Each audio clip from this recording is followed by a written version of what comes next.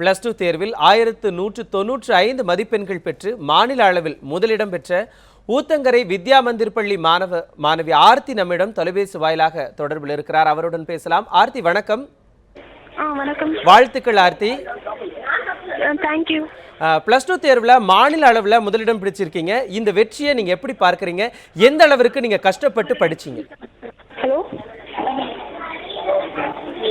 Hello Aarthi கேட்குதுங்களா? கேக்குது. ஆர்த்தி, நீங்க +2ல மாநில அளவில் முதலிடம் பிடிச்சிருக்கீங்க.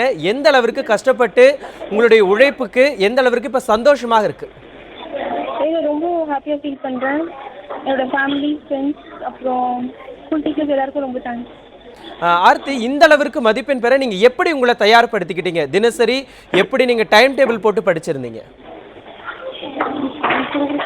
அவங்க கொடுக்குற ஷெட்யூல் மட்டுமே ஃபாலோ பண்ணுவேன். ஸ்கூலில் ரொம்ப நல்லா ட்ரெயின் பண்ணாங்க. ஸ்கூல்லேயும் ஃபுல்லாக படிப்பேன்.